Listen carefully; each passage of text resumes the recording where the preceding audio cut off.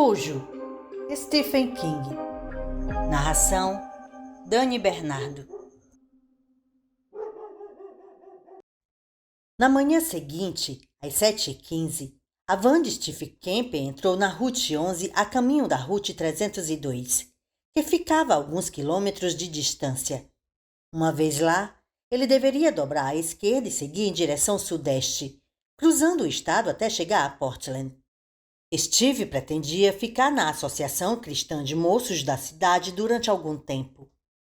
No painel da van havia uma pilha organizada de cartas já endereçadas, desta vez não escritas em letras maiúsculas, mas batidas à máquina, que estava na parte de trás da caminhonete, junto com as outras coisas de Steve. Ele levara apenas 1h30 para empacotar tudo o que tinha em Castle Rock, incluindo o Bernie Carbo, que dormia em uma caixa ao lado de uma das portas traseiras. Ele e Bernie levavam pouca bagagem. A datilografia nos envelopes era de nível profissional. Os 16 anos de escrita criativa tinham pelo menos feito de Steve um ótimo datilógrafo. Ele encostou o carro diante da mesma caixa do correio em que colocara a carta anônima para Vicky Trenton na noite anterior e postou as demais. Steve não teria a menor preocupação em deixar de pagar o aluguel da loja e da casa se fosse sair do estado. No entanto, como pretendia ficar em Portland, achou mais prudente fazer tudo como mandava a lei. Desta vez não precisaria fazer nada às pressas, de qualquer jeito, pois tinha mais de $600 em espécie metidos num pequeno esconderijo atrás do porta-luvas da van. Além de postar o cheque para quitar o aluguel, devolveu vários adiantamentos que havia recebido por trabalhos maiores. Cada cheque vinha acompanhado por uma carta muito atenciosa em que Steve pedia desculpas pela inconveniência, mas sua mãe tinha ficado doente e a enfermidade era grave. Os machões norte-americanos se derretiam com histórias envolvendo mães. Os clientes que contrataram seus serviços poderiam recolher os móveis na loja. A chave estava sobre o batente da porta, à direita.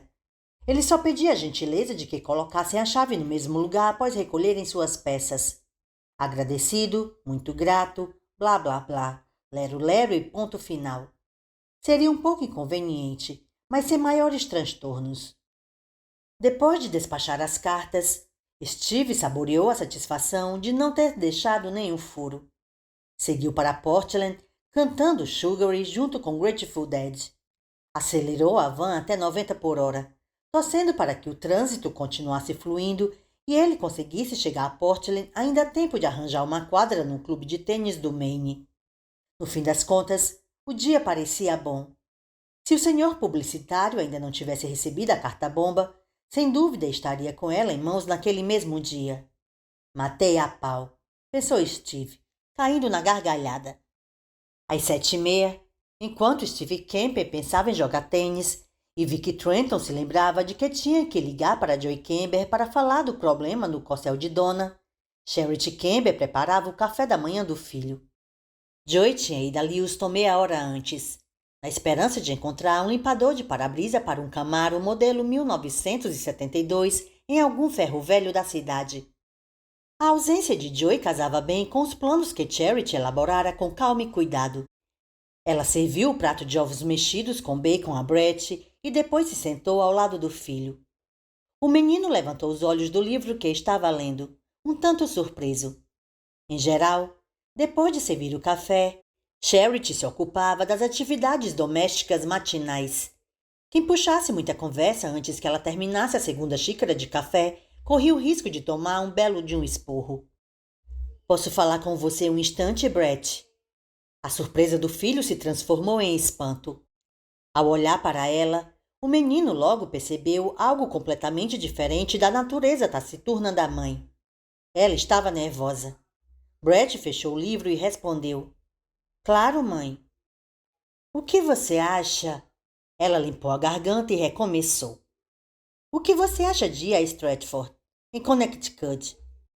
Visitar a tia Holly, o tio Jim e suas primas. Brett abriu um sorriso. Ele só saíra do Maine 2 vezes em toda a vida. A última quando foi com o pai até Portsmouth, New Hampshire, para um leilão de carros velhos. Na ocasião, Joey arrematara um Ford 58 com motor Hemi. Acho uma ótima ideia. Quando? Pensei em segunda-feira, depois do fim de semana da Independência. Ficaríamos lá uma semana. Que tal? Legal. Nossa, achei que o papai estava com muito serviço para a próxima semana. Ele deve ter. Eu ainda não falei com seu pai sobre isso. O sorriso de Brett desabou. Ele pegou um pedaço de bacon e começou a mastigar. Bom, só sei que ele prometeu que tiraria o motor da colheitadeira International do Richie Sims. E o Sr. Miller, da escola, ficou de trazer o Ford aqui por causa de um problema na transmissão e... Eu estava pensando em irmos só nós dois, no ônibus da Greyhound que sai de Portland. Brad parecia indeciso. Na varanda dos fundos, do lado de fora da porta telada, Cujo subiu devagar os degraus e desabou na parte sombreada do piso de tábuas, grunhindo. Olhou para o menino e para a mulher com olhos cansados e vermelhos. Estava se sentindo muito mal mesmo. Pô, mãe, não sei.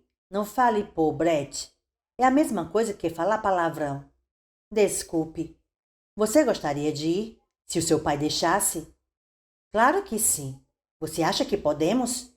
Quem sabe? Disse ela, olhando pensativamente para a paisagem do lado de fora da janela sobre a pia. Stratford é muito longe daqui, mamãe? Uns 500 quilômetros, mais ou menos. Pô, quer dizer, puxa, é muito longe. Será que... Brad... Ele olhou para ela com atenção redobrada. Aquela intensidade característica estava de volta ao rosto e à voz da mãe. Aquele nervosismo. O que foi, mamãe? Sabe se o seu pai está precisando de alguma coisa lá na oficina? Alguma coisa que ele esteja querendo comprar? O brilho se apagou um pouco nos olhos de Brad. Bom, ele sempre precisa de chaves inglesas. E está querendo um novo jogo de tornéis. Também precisa muito de um novo capacete de soldador, porque o velho está com um furo no protetor de rosto. Não. Estou falando de alguma coisa importante, Brett. Alguma coisa cara. Brett pensou por um instante, depois sorriu. Bem, o que ele está precisando mesmo é de um guincho Jorgen para suspender os motores. Com um desses, tirar o velho motor da colheitadeira International do Richie Sims seria fácil para cá. Muito fácil. Brett ficou vermelho e logo continuou. Mas não dá para comprar um negócio desses para ele, mãe. É muita despesa. É muita despesa. Era assim que Joy dizia que algo era caro. Ela odiava a expressão. Quanto custa? Bom, no catálogo da Jorgen está $1.700, mas acho que o papai conseguiria comprar a preço de atacado com o Sr. Belasco da revendedora de máquinas Portland. Papai diz que o Sr. Belasco tem medo dele. E você acha isso bonito? Perguntou ela ríspida.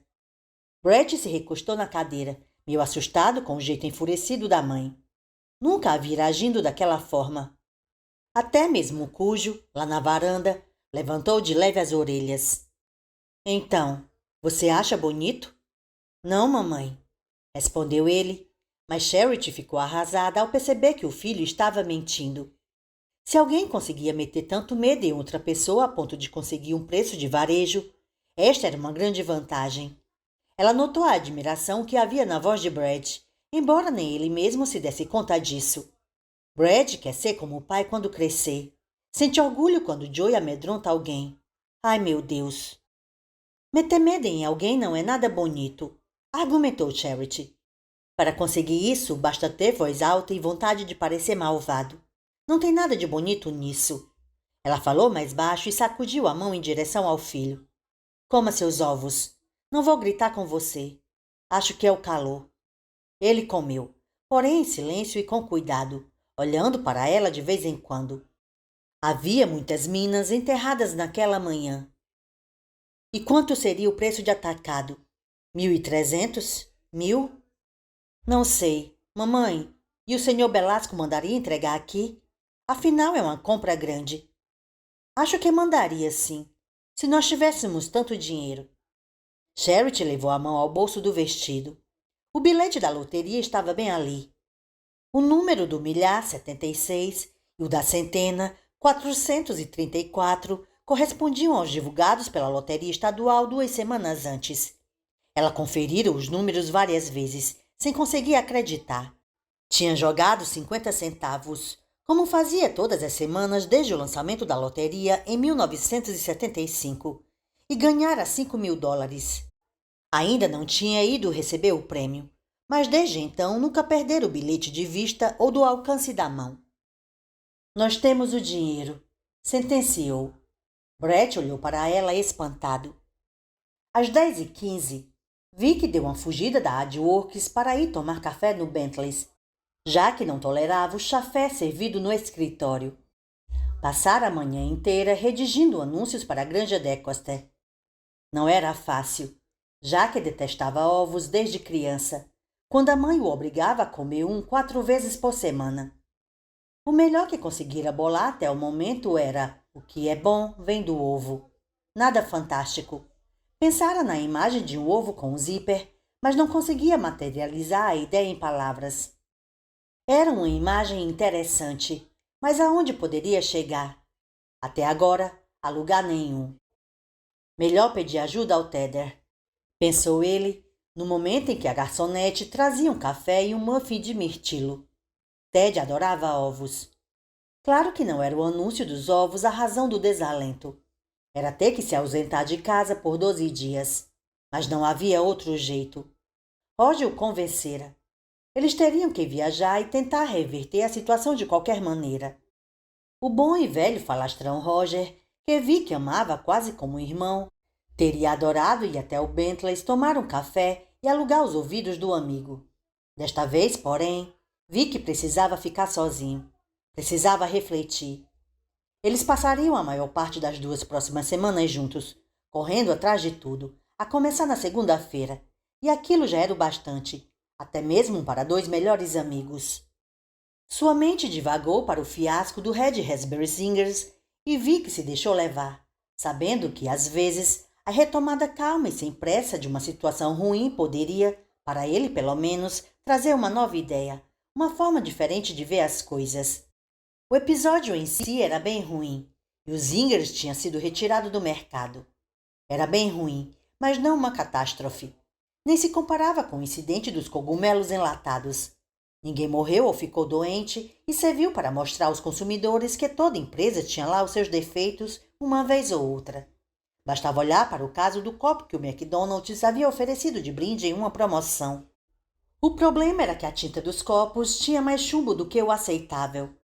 Os copos foram retirados imediatamente do mercado e passaram a conviver naquele limbo promocional habitado por criaturas como o Speed da Alka-Seltzer e o favorito de Vic, a goma de mascar Big Dick.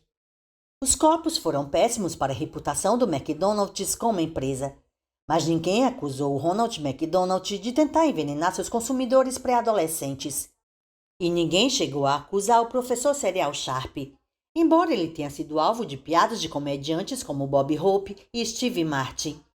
E embora Johnny Carson tenha dedicado todo o monólogo de abertura do Tonight Show, cheio de duplos sentidos elaborados com cuidado, ao caso do Red Raspberry Singers. Desnecessário dizer, o professor Cereal Sharp sumiu da televisão. Desnecessário dizer também que o ator que fazia o professor ficou furioso com a forma como os acontecimentos se voltaram contra ele. Poderia ter sido pior, comentou Roger, depois que a primeira onda sísmica abrandou um pouco e já não se faziam 3 ligações de longa distância por dia entre Portland e Cleveland. Poderia? Como? Perguntou Vic. Imagina se a gente trabalhasse na conta da Vichy Suárez e Bon Vivant. Explicar uma contaminação por toxina botulínica não ia ser sopa. O senhor quer mais café? Vic ergueu os olhos para a garçonete. Ia recusar, mas depois assentiu. Meia xícara, por favor. Ela serviu o café e se afastou. Vic ficou ali, remexendo a xícara, sem beber, distraído. A onda de preocupação dos consumidores com a saúde, misericordiosamente breve, cessou quando vários médicos deram entrevistas às TVs e aos jornais dizendo que o corante era inofensivo. Casos parecidos já haviam ocorrido antes. As sopas servidas nos voos de uma companhia aérea foram associadas a estranhas descamações alaranjadas que, por fim, mostraram ser nada além de resíduos da tinta laranja do salva-vidas usado nas demonstrações de segurança aos passageiros antes da decolagem. Muitos anos antes, o corante alimentício usado em uma marca de salsichas causara o mesmo efeito intestinal provocado pelo Red Raspberry Singers. Os advogados do velho Sharp entraram com uma ação por danos morais contra os fabricantes do corante, no valor de muitos milhões de dólares, um caso que provavelmente se arrastaria na justiça por cerca de 3 anos, mas que foi resolvido por meio de um acordo fora dos tribunais. Mas isso não importava. O fato era que o processo oferecera uma janela para que o público descobrisse que a culpa, absolutamente temporária e completamente inofensiva, não havia sido da Sharp Company. Contudo, as ações da Sharp haviam despencado na bolsa. Desde então, a companhia conseguira recuperar apenas metade da diferença em relação ao valor original. Os cereais também tiveram uma queda brusca nas vendas, mas já tinham recuperado todo o terreno perdido com a traiçoeira face Escarlate Zingers. Na verdade, o All Grain Blend da Sharp estava vendendo ainda mais do que antes. Então, nada de errado aqui, certo? Nada disso. Pelo contrário, era o professor Cereal Sharp que estava errado. O coitado jamais poderia retornar aos comerciais. Depois do medo vieram as gracinhas, e o professor, com seu visual sóbrio e cercado por um ambiente que lembrava uma sala de aula, foi literalmente morto a risadas. George Carlin em seu stand-up. Este mundo é louco, louco mesmo. Ele pousava a cabeça sobre o microfone como se meditasse, depois voltava a olhar para a frente. Os paus mandados do Reagan estão fazendo uma campanha de merda na TV, certo? Os russos estão tomando a dianteira na corrida armamentista. Estão construindo milhares de mísseis, certo? Então Carter aparece na TV para fazer seu pronunciamento e diz: Meus compatriotas, no dia que os russos tomarem a dianteira na corrida armamentista, toda a juventude dos Estados Unidos vai cagar vermelho. O público caía na gargalhada. Aí o Ronnie telefona para o Jimmy e pergunta: Diga, senhor presidente, o que a Amy comeu no café da manhã? Gargalhada gigantesca na plateia. Carlin fazia uma pausa. A verdadeira frase de efeito era dita em tom baixo e insinuante. Não, nada de errado aqui. O público se contorcia de rir e aplaudia enlouquecidamente. Carlin balançava a cabeça com ar de tristeza. Merda vermelha, cara. Uau, pensem só nisso. Esse era o problema. George Carlin era o problema. Bob Hope era o problema. Johnny Carson era o problema. Steve Martin era o problema. Todas as barbearias do país eram o problema. Agora, bastava levar em consideração o seguinte. As ações da Sharp caíram 9 pontos e só recuperaram 4,5 pontos. Os acionistas acabariam pedindo à cabeça de alguém em uma bandeja. Então, quem seria o bode expiatório? De quem foi a brilhante ideia de criar o professor Cereal Sharp? Esses candidatos não eram os favoritos? E daí que o professor já estava no ar fazia 4 anos antes que o desastre com as Singers aconteceu. E daí, quando o professor Cereal Sharp e seus colegas, Bond Murray e George Grace, entraram em cena, as ações da Sharp estavam 3,25 pontos mais baixas do que o valor do mercado atual. Podiam esquecer tudo isso, mas não podiam se esquecer do seguinte. Bastava o fato novo. Bastava anunciar publicamente para o mercado que a AdWorks tinha perdido a conta da Sharp. Bastava apenas isso, provavelmente, para que as ações subissem 1,5 ponto ou 2. E quando a nova campanha publicitária começasse, os investidores veriam nela um sinal de que as antigas dificuldades tinham sido superadas e talvez as ações até subissem mais 1 ponto. Claro, pensou Vicky, enquanto mexia a xícara de café com adoçante. Tudo isso não passa de teoria. Além disso, mesmo que a teoria se confirmasse na prática, ele e Roger acreditavam que qualquer ganho a curto prazo para a Sharp poderia cair por terra se uma nova campanha publicitária, produzida às pressas por uma equipe que não conhecesse a Sharp Company como os dois, ou que não estivesse familiarizada com as características do competitivo mercado de cereais, não funcionasse bem. E foi então que a nova ideia, a nova forma de ver o problema, iluminou sua mente. Chegou, contudo, sem pedir licença. A xícara de café ficou a meio caminho da boca e os olhos de Vicky se arregalaram. Em sua cabeça surgiu a imagem de 2 homens, quem sabe ele e Roger, Quem sabe o velho Sharp e o filho já grisalho, cobrindo uma sepultura. As pás não paravam. A luz vacilante de um lampião tremulava na noite de ventania. Uma leve chuva caía. Os coveiros lançavam olhares furtivos para trás de quando em quando. Era um enterro noturno, um ato sigiloso realizado às escuras. Estavam enterrando o professor Cerial Sharp às escondidas, e aquilo era errado. Muito errado, falou Vicky entre dentes. Claro que era errado. Se o enterrasse na calada da noite, o coitado jamais conseguiria fazer o que precisava ser feito. Pedir desculpas. Vicky tirou a caneta Pentel do bolso interno do casaco, pegou um guardanapo de papel e escreveu às pressas. O professor Cerial Sharp precisa pedir desculpas. Ficou olhando para o que escrevera. As letras ficaram mais grossas e borradas à medida que a tinta era absorvida pelo papel. Abaixo da primeira frase, ele acrescentou: enterro decente. E mais abaixo, enterro à luz do dia. Ele ainda não sabia o que aquilo significava. Era mais uma metáfora do que algo que fizesse sentido. Mas era assim que lhe ocorriam as melhores ideias. E havia alguma coisa ali. Disso ele tinha certeza. Cujo estava deitado no chão da oficina, meio adormecido. Fazia calor ali, mas do lado de fora estava ainda pior, e a luz do dia estava clara demais. Como nunca tinha estado. Na verdade, ele nunca tinha percebido a intensidade da luz, mas agora percebia. A luz forte machucava os olhos, o calor incomodava, e o focinho ainda doía no local da mordida. Doía e queimava. O homem tinha ido a algum lugar, e logo depois que saiu, o menino e a mulher saíram também. Cujo ficara sozinho. O menino enchera a tigela para o cão, mas Cujo comeu só um pouco. A comida fazia com que se sentisse pior, e não melhor. Mal tocou na tigela. Quando ouviu o rugido de um caminhão virando na entrada da oficina, Cujo se levantou e foi até a porta do celeiro, já sabendo que se tratava de um estranho. Conhecia bem o barulho da picape do homem e do carro da família.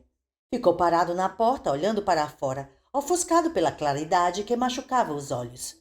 O caminhão entrou de ré e parou diante da oficina. 2 homens desceram e foram até os fundos. Um deles abriu a porta corrediça da caçamba do caminhão. O chiado metálico doeu nos ouvidos de Cujo. Ele ganiu e voltou para o conforto da escuridão. O caminhão era da revendedora de máquinas. 3 horas antes, Charity Campbell e o filho, ainda não refeito do espanto, tinham entrado na loja da Brighton Avenue. Lá Charity preencheu um cheque para comprar um guincho Jorgen novo. O preço de atacado fora exatamente de $1.241,71, incluindo os impostos. Antes de ir à revendedora, ela passou na lotérica da Congress Street para preencher o formulário de solicitação do prêmio. Brett, terminantemente proibido de entrar com a mãe, ficou esperando na calçada com as mãos nos bolsos. O funcionário informou a Charity que ela receberia um cheque nominal da loteria pelo correio. Em quanto tempo? 2 semanas, no máximo. Já viria com a dedução dos impostos, cerca de $800. O valor do desconto foi calculado com base nos rendimentos anuais de Joy, conforme declarado por ela. A dedução na fonte não causou irritação alguma em Charity. Ainda sem acreditar que era verdade, ela ficou com a respiração em suspenso até o momento em que o funcionário confirmou a validade do bilhete. Então o rapaz fez um sinal de concordância com a cabeça, deu os parabéns a Charity e até tirou o gerente do escritório para conhecer a sortuda. Nada daquilo importava. O que importava agora era que ela já podia respirar outra vez, pois o bilhete não estava mais sob sua responsabilidade. Tinha sido devolvido às entranhas da loteria. O cheque chegaria pelo correio. Que frase maravilhosa, mística e fantástica. E ainda assim ela sentiu uma ligeira pontada ao ver, suando frio de nervoso, o bilhete meio amarrotado, sendo grampeado ao formulário preenchido e arquivado. A sorte sorriu para ela. Pela primeira vez, e talvez a única vez na vida, a pesada cortina de musselina do dia a dia se abrira um pouco para ela, deixando entrever um mundo claro e brilhante do outro lado. Charity era uma mulher pragmática e conhecia o ódio e o medo que nutria pelo marido. mas também tinha consciência de que envelheceriam juntos e que ele morreria e deixaria muitas dívidas e talvez um filho desencaminhado, algo que ela não podia cogitar, nem mesmo no fundo do coração, mas que temia muito. Se ela estivesse entre os ganhadores de um dos sorteios especiais que aconteciam 2 vezes por ano, ou se tivesse levado uma bolada 10 vezes maior, talvez acalentasse a ideia de abrir aquela horrível cortina de musselina ponta a ponta, de pegar o filho pela mão e fugir com ele para qualquer lugar além da Town Road, da oficina do Camber, especializada em carros importados, e de Castle Rock. Era provável que levasse Brett a Stratford com o claro propósito de saber quanto custaria um apartamento pequeno na cidade. No entanto, só uma pequena fresta da cortina se abrira. Nada mais.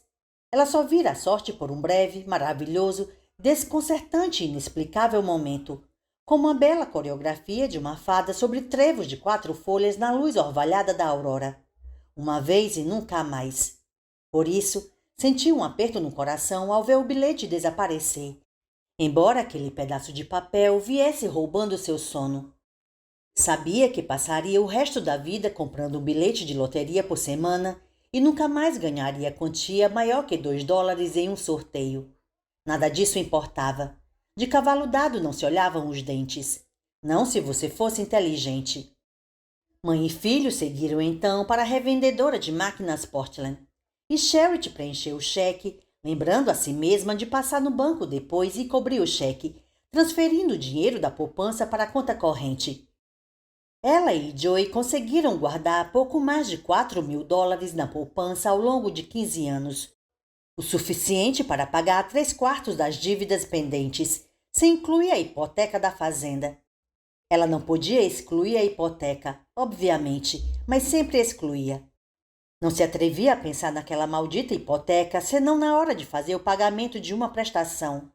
Agora, no entanto, eles poderiam raspar a poupança se quisessem e depois depositar o cheque da loteria quando chegasse por correio. Tudo o que perderiam seriam os juros de 2 semanas. O vendedor da Portland, Lewis Belasco, prometera entregar o guincho naquela mesma tarde e realmente cumpriu a palavra. Joey Magruder e Ronnie DeBay colocaram um guincho na plataforma elevatória pneumática do caminhão e pousaram devagar na empoeirada entrada da oficina. Quem diria que o velho Joey Camber faria uma compra dessas? Comentou Ronnie. Magruder concordou. Pois é, a mulher dele mandou a gente colocar no celeiro. É lá que funciona a oficina. Segura firme, Ronnie, que essa coisa pesa pra burro. Joey Magruder segurou de um lado, Ronnie do outro, e os dois levaram aos trancos e barrancos o guincho para dentro do celeiro. Vamos colocar essa porcaria no chão, ordenou Ronnie. Não estou conseguindo enxergar nada. Melhor a gente se acostumar com a escuridão primeiro, para não sair trombando com tudo. Colocaram um guincho no chão com um estrondo. Como tinha vindo da forte claridade da tarde lá fora, Joey quase não conseguia enxergar. Só distinguia um vago contorno das coisas. Um carro suspenso pelo macaco, uma bancada de trabalho, pranchas que mal se delineavam e pareciam subir até o sótão. Essa coisa deve... Ronnie começou a frase, mas parou no meio, de maneira abrupta. Do fundo da escuridão, além da parte dianteira do carro suspenso pelo macaco, vinha um rosnado grave gutural. Ronnie sentiu o suor do esforço subitamente ficar pegajoso. Os pelos do pescoço se eriçaram. Puta merda! Você ouviu isso? Sussurrou Magruder. Ronnie já era capaz de enxergar Joey, que tinha os olhos esbugalhados de pavor. Ouvi. Era um som grave e forte, como de um motor de popa em marcha lenta. Ronnie sabia que só um cachorro enorme produziria um som daqueles. E quando um cachorro enorme rosnava assim, era bem provável que avançasse. Não tinha visto nenhuma placa de cuidado com o cão quando chegou, mas muitos desses caipiras do caralho não estavam nem aí para isso. De uma coisa ele tinha certeza. Era bom que o bicho que fazia aquele barulhão estivesse acorrentado. Joey, você já veio aqui antes? Uma vez. É a porra de um São Bernardo grande como um touro. Só que antes ele não rosnava. Joey engoliu em seco e Ronnie sentiu um aperto na garganta. Ai, meu Deus! Olha ali, Rony. Os olhos de Rony estavam quase se acostumando à escuridão, e aquela visão, ainda meio borrada, emprestava à imagem um ar fantasmagórico, quase sobrenatural. Sabia que não devia demonstrar medo diante de um cão agressivo. O bicho sentiria o cheiro, mas não conseguiu evitar a tremedeira. O cachorro estava nas profundezas do celeiro, além do carro erguido pelo macaco. Era mesmo um São Bernardo. Apesar da penumbra, dava para ver os grossos pelos brancos e marrons e os ombros largos. A cabeça estava voltada para baixo. Os olhos do cão miravam os dois homens com dura e profunda hostilidade. Não estava acorrentado. Vá recuando bem devagar, Rony. Não corra, pelo amor de Deus. Os dois começaram a se afastar e o cão começou a andar lentamente na direção deles. Parecia caminhar com dificuldade. Na verdade, não estava caminhando porra nenhuma, pensou Rony. Estava espreitando. O bicho não estava para brincadeira. O motor estava em pleno funcionamento, pronto para a partida. A cabeça continuava baixa. O rosnado mantinha o mesmo tom. O cachorro dava um passo para a frente a cada passo que a dupla dava para trás. Para Joe Magruder, o pior momento foi quando ficaram outra vez expostos à intensa claridade do sol. Joe ficou ofuscado, praticamente cego. Já não conseguia ver o cão. Se o bicho atacasse naquele momento... Esticou o braço para trás e sentiu a lateral do caminhão.